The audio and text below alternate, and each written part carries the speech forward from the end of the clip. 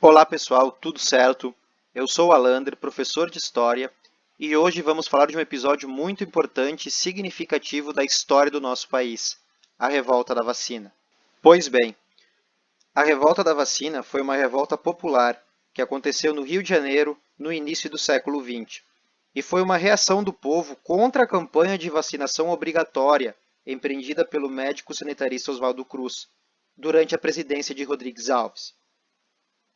Antes de tudo, é preciso entender que no início do século XX, o Rio de Janeiro, que na época era a capital do Brasil, era uma cidade precária, com ruas estreitas, sem saneamento básico, com milhares de pessoas vivendo amontoadas e em péssimas condições nos cortiços, que ficavam no centro e na região portuária da cidade. Na mentalidade das lideranças brasileiras, como o próprio prefeito do Rio de Janeiro, que na época era Pereira Passos, isso era inadmissível. Era preciso modernizar o Rio de Janeiro, tornar a cidade do Rio semelhante às grandes cidades europeias, como Paris, que eram vistas na época como símbolos da civilização e do progresso. O Rio de Janeiro não podia ficar para trás. Por isso foi feita uma verdadeira higienização do centro e da zona portuária da cidade. Os cortiços foram demolidos e substituídos por prédios modernos e opulentos. As ruas foram alargadas e substituídas por modernas avenidas. Só que as pessoas que ali viviam foram expulsas dos seus lares e tiveram que ir para os morros, dando origem às favelas. Essa política do Pereira Passos ficou conhecida como o Bota Abaixo. Além disso, as condições sanitárias do Rio de Janeiro eram péssimas, e doenças como a febre amarela, a peste bubônica e a varíola assolavam a população do Rio.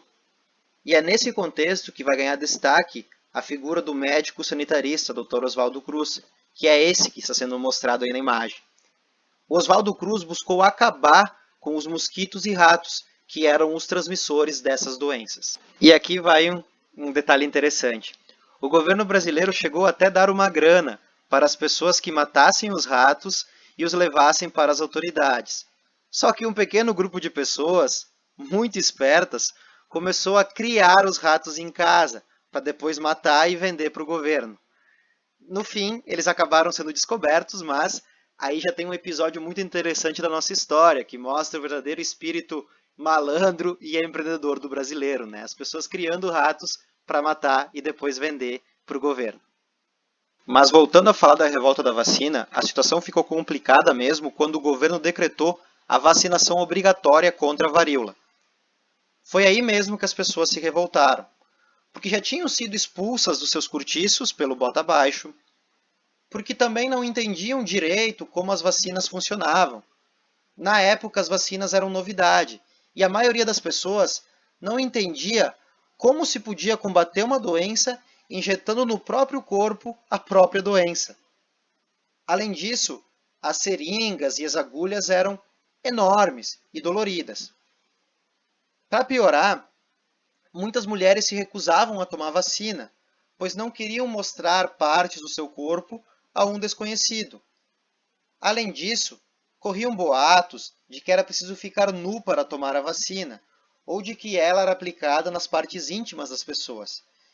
Isso sem mencionar a pressão e a violência dos aplicadores, que entravam na casa das pessoas e as obrigavam a tomar a vacina à força.